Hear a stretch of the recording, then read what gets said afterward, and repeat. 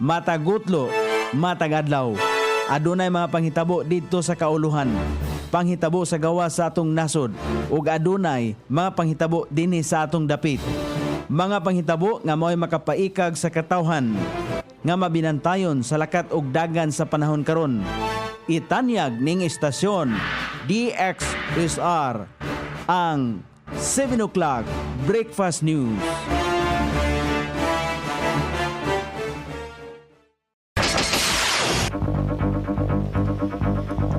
Igala, kumusta? May buntag Iligan, may buntag Mindanao, may buntag Pilipinas. Adlaw Lunes, petsa 11 ni buwan sa Agosto ning tuiga 2025.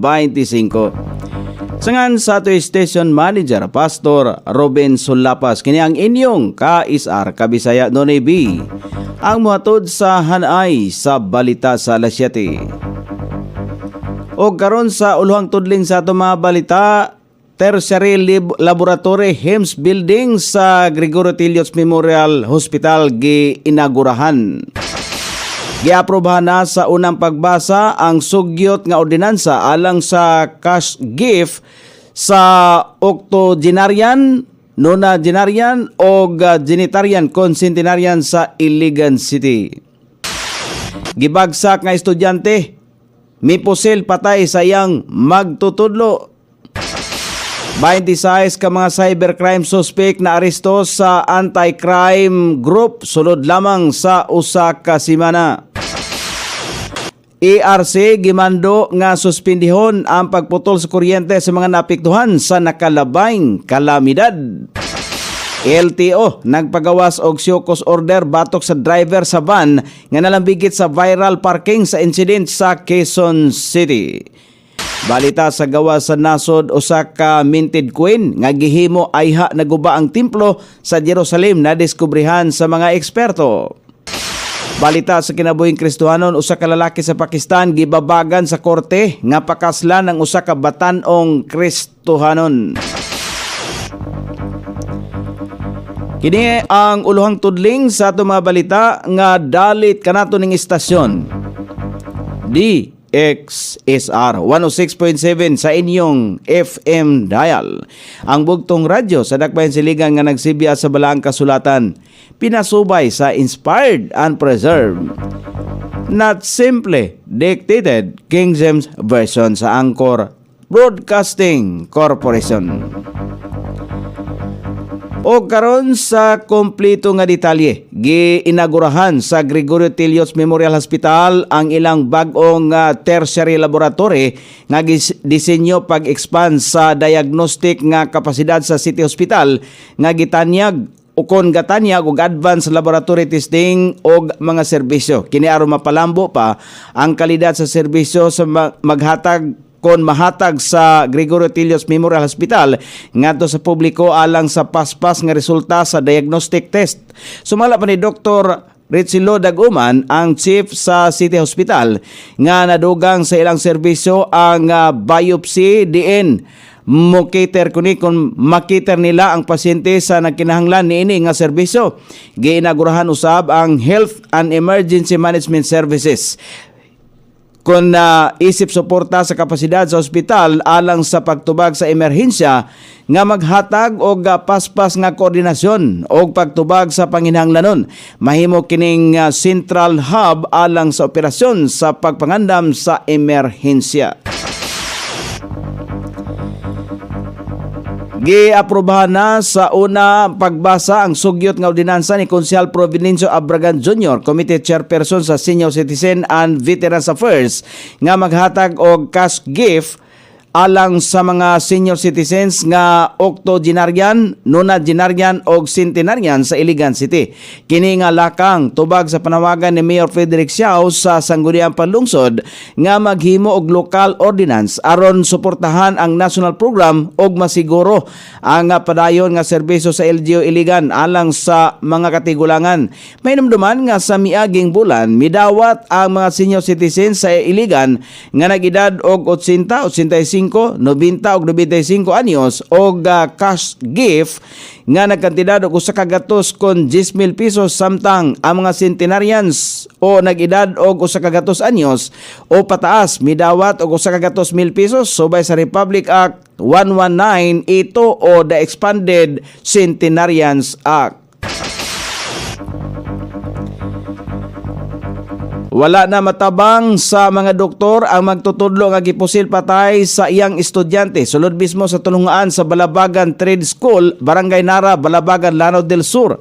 Na ilang biktima nga si Danilo Barba, 34 anyos, membro sa LGBT ug residente sa nasong lugar. Ang suspect giilang nga si alias Kaiser, 20 anyos, grade 11 student, gibutyag ni Police Colonel Cesar Kabuhat, Lanao del Sur Police Provincial Director nga mikumpisal ang suspek sa iyang gihimong krimen kay gibagsak siya sa iyang subject teacher.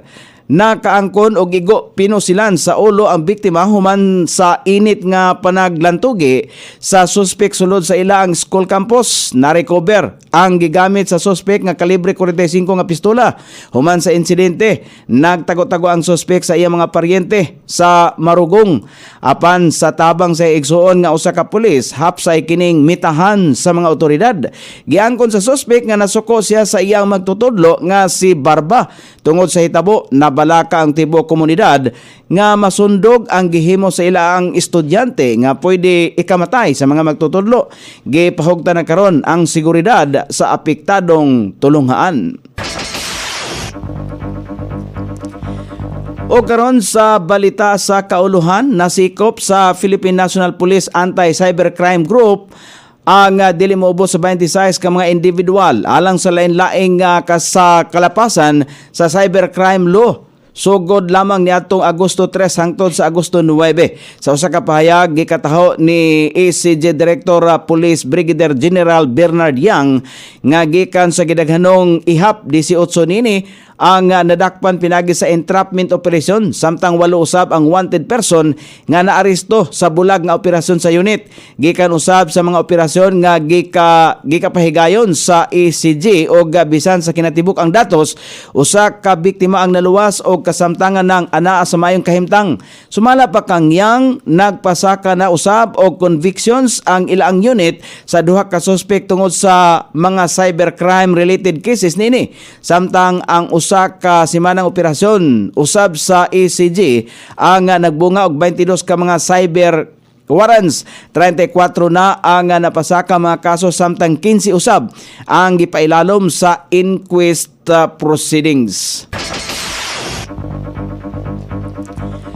Nagpagawas og advisory ang Energy Regulatory Commission ARC nga nagmando sa mga distribution utilities sa mga lugar nga gipailalom sa state of calamity tungod sa bagyong Krising, Dante, Imong ug sa pinakakusog nga habagat nga suspendihon ang pagputol sa kuryente alang sa mga residential ug non-residential consumers sugod Hulyo 19 hangtod sa Agosto 31 ning tuiga.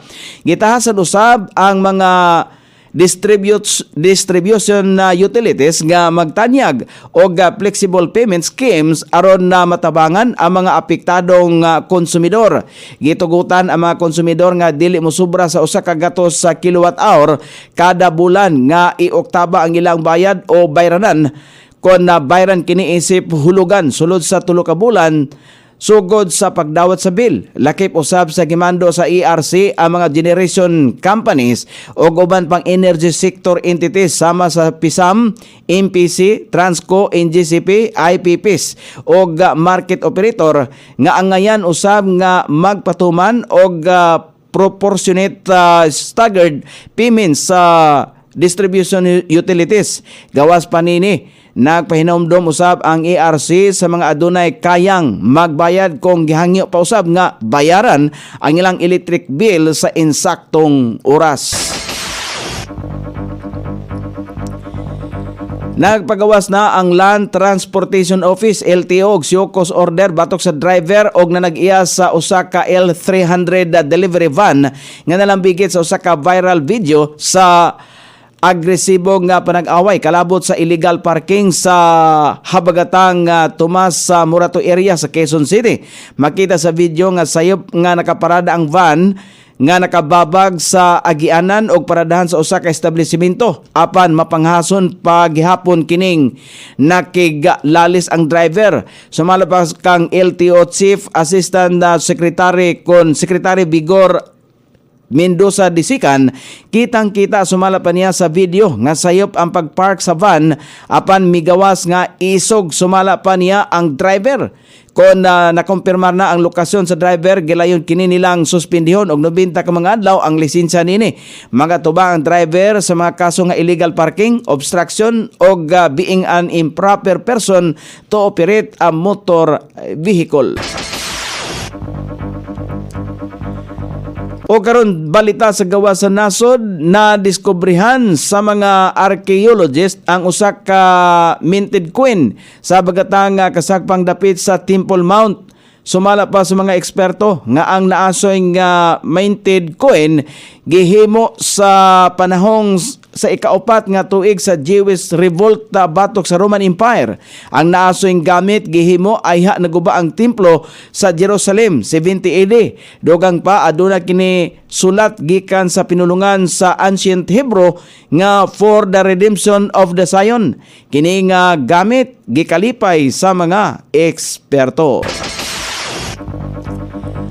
O karon sa balita sa kinabuhing Kristohanon, gibabagan sa korte sa nasod sa Pakistan nga pakaslan og ikabig ang usa ka batanong Kristohanon nga naa sa edad 14. Ang nasong Kristohanon nahibaluan nga pamilya nga biktima og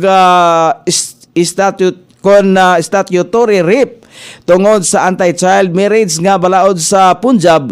Gibawal ang naasoy nga pagpakasal bisan pa man nga giuyunan kini sa Islamic law. Sumala pa sa korte nga ang naasoy nga panghitabo nag-abuso sa child marriage nga anaa sa Quran apan wala naghatag og silot ang korte sa naasoyng lalaki. O karon sa balita sa lakat sa panahon, kaganinang alas 3 sa kadlawon, nasigpatan sa Pag-asa o gibantayan sa Pag-asa ang sentro sa tropical storm nga Goryo nga nakini mahimutang sa 1,325 kilometros sa Silakang Bayn sa Northern Luzon. Nagdala kini og gikuskon nga hangin nga 110 kilometros matag oras nga dunay pagkusok-kuso nini nga 135 kilometros matag oras. Nag-irog kini sa kasagpang bahin sa gikusgon nga 25 kilometros matag oras. Apan ang bahin sa nasod nga Pilipinon makaangkon padayon makaangkon sa haging habagat ang Metro Manila, Ilocos Region, Zambales, Bataan, Cavite, Batangas, Occidental Mindoro, Palawan, Batanes, Babuyan Islands og ang ubang bahin sa nasod na makatagamtang paghapon ng madag-umon nga kalangitan inubadan sa patak-patak nga mga pag-ulan kini epekto sa hanging habagat og localized thunderstorm. Sukod sa temperatura dinhi sa dakbayan siligan ang kabugnaon ana sa 24 ug ang kainiton mosangko sa 30 degrees centigrado. Ang adlaw misilang kagani sa alas 5:42 ang mosahapon niya sa alas 6:21 sa sayong takna sa kagabhion.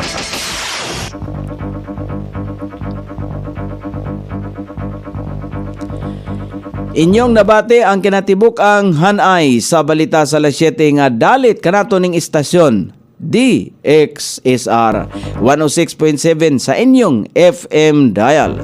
Ang bugtong radyo sa Dakbayan Siligan nga nagsibya sa balang kasulatan, pinasubay sa inspired and preserved, not simply dictated King James Version sa Anchor Broadcasting Corporation. Sangan sa tigsuat sa atong balitang international ug sa kinabuhing Kristohanon, pitjan sa balita lokal Coney Island sa ato station manager Pastor Robin Solapas. Kini ang inyong ka-isar Kabisaya Noribi. Magpasalamat ug maingon. Maayong buntag, Iligan.